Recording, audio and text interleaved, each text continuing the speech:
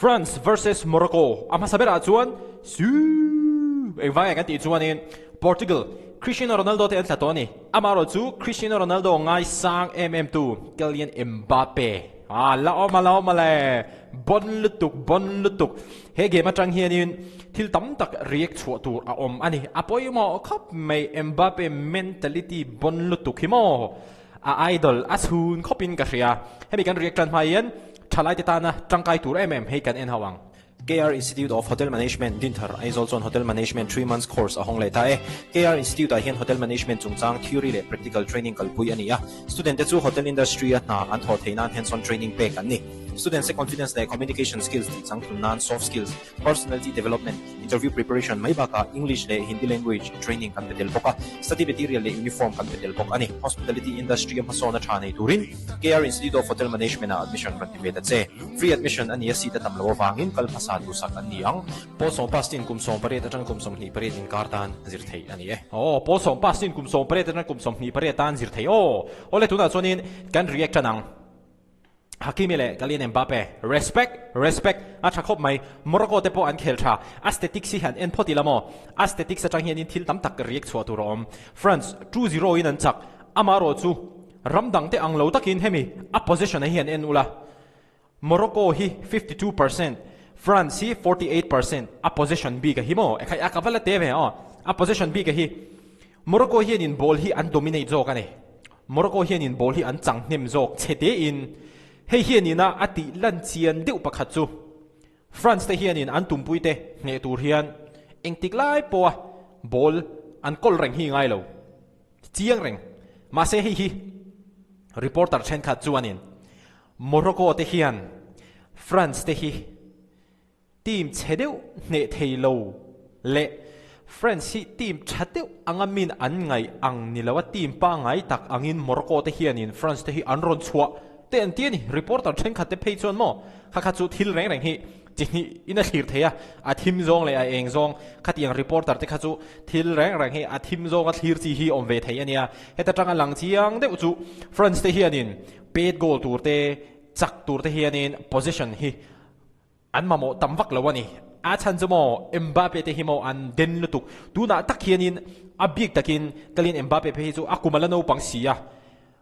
World Cup player bon berte zinga mi ani to ani FIFA World Cup player bon berte zinga mi ani to hey entiran UEFA Champions League ate chuanin soingai lawin Cristiano Ronaldo bon berta FIFA World Cup a pe hi chuanin Kylian Mbappe hi a retire me huna chuan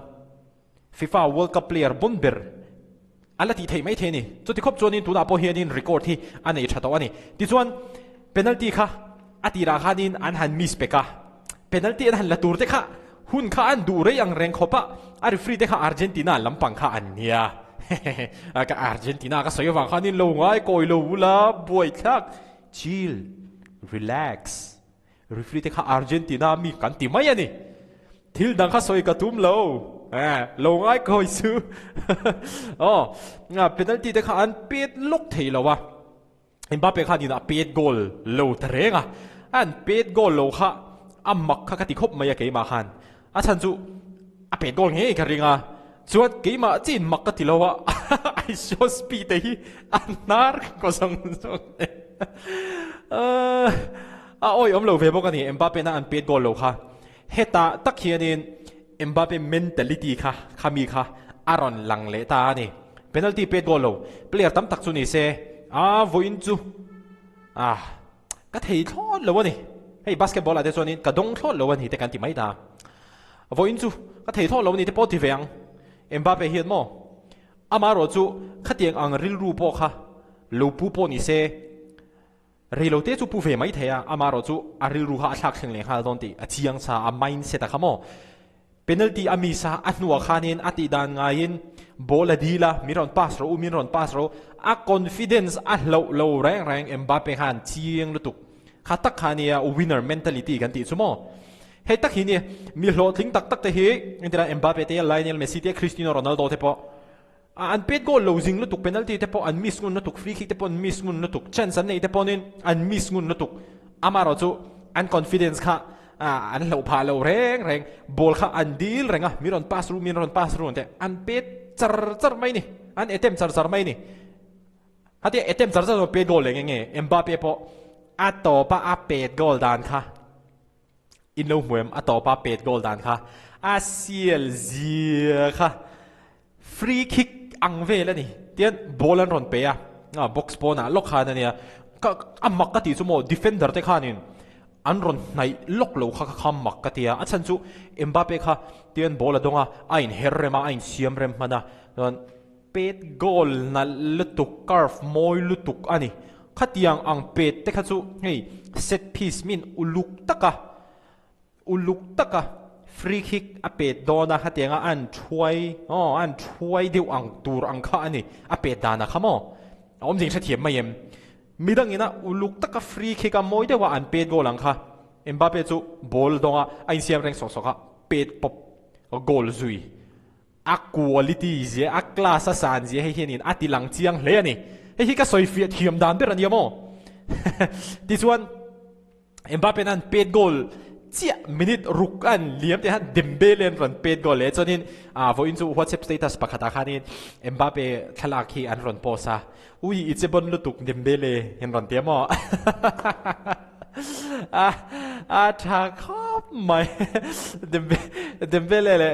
Mbappe po khan lo thret pala to ke Mizo pa pakhat Spain in khel Lamin Yamal te po kha Lamin Yamal ti to ha lamal te thima in ka ria khang ang khakania khang akania anuam shrim FIFA boro khi chumo chuan thil pakhat Morocco ten lo phakar le half time zo khan an lo phakar le pe ka lo mo le kha enge chan niang enge an plan niang enge tactic niang enge thil ti an tum na tinge France ten ron chuak vek to field ta khan an om vek to amaro chu Morocco te han ron chuak muang ang reng hop maya rei deuh kha France te khanin an nga ka ni kha karin dan zonin mind game ani rin na ka neya mind game ani rin na ka nei na chan po an ron chuak lok lova khatianga an ron chuak lok lo wang khanin France player te hi hei an varaye an van mak tak te po khan ti ve mai thei ani Morocco lampang hianin France te hi hei ti frustrate ti thin rim mo khatiang kha an game atanga an mani han po pe na kha khatiang kha an tum emoni chu khatia ama khop mai half time atanga an ron chuak wat lo khamo karin dan chonin France an ne thei don lo ang te pon an in thria anga chu wang chonin an thei anga hetianga ron ne hi an tum emoni chu le ti te po kha zona kha om ve ni chon Morocco te po hi an thiam lo ni lo an thalo ni lo fakan phulu tuk darkar khat chuang zet that takin an defend thei ani turulu tuk khami khamo France rambon lutuk team bon lutuk laka darkar khat chuang se kha goal chu mi lowin Morocco te po hi thatakin ang khel ve thei ani chuwang chuan Morocco te Hakimi te po hi fakan phulu tuk mo good ben sakang fakan phulu tuk an khel thalu tuk amaro chu atopa chuanin Cristiano Ronaldo ngai sang tu bok kha ron chele ta ni su Ronaldo chu atlato mase Ronaldo ngai sang tu tak te hi Ronaldo ngai sang tu tak te Mbappe te halin te hianin tu na hianin FIFA hianin rohin rel chodon ni na langa nakina chonin Ronaldo versus Messi Ronaldo or Messi keini generation ina kanti hi keini generation tho hianin Haaland or Mbappe te po kan la tilawang ti hi soi thei mi lawani chu ti khop chonin Mbappe le Haaland te hi an bon ani tu na hianin kalien Mbappe record tu na kanenang 20 FIFA World Cup goals in 20 FIFA World Cup games bon lu tu ni FIFA World Cup game khel apiang in Mbappe hin na pet goal zia voisom ni ani khel to voisom ni a pet goal to ani turu rem khop mai hei wa hinia tu na hianin Messi hianin a totalin voisom ni pakhat vel goal khung to in ka she FIFA World Cup a hian Mbappe hi alano pang box ya Messi zu upato ta Mbappe alano pang box ya Mbappe hi a career azo meu chuan FIFA World Cup player bomber hi anilawang te hi soi thei mi lawani la champion theina hunanga la pet goal bel zel theina hunanga bok kha kan ron soi du bokania chuan adot le chuanin 12 knockout stage goals 11 knockout stage games hei chu puile zuala ni knockout stage ha hianin game som pakhat a khel to wa chuta chonin goal som pahni a khung to ani knockout stage te pe hi chumo a pressure hi a sang don lutuk win or go home in chak lo ni zonin in ho thei ti wang wang kha ni to khati khopa pressure sang a henin kalin Mbappe hi thatakin perform char char thei mai ni chuwang chonin Mbappe hi chu a bon lutuk ani a bon ka ti a bon ani mai milo nial su mo milo nial su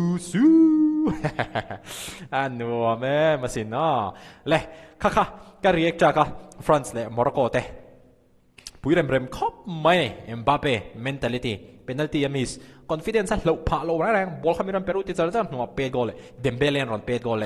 France hi phu takin an chaka reporter chen kha chuanin Morocco hi ne view turan ni lain ngatinge France hi Morocco hi an team average deuh team pa ngai team satli ang mai nan ron chua lo male antia amaro chu France tan chuanin position po dominate kherlo po khanin an chak thei ni ti kha he game atang hi ni a hriat ta ani video le ngai mulai theu dong ni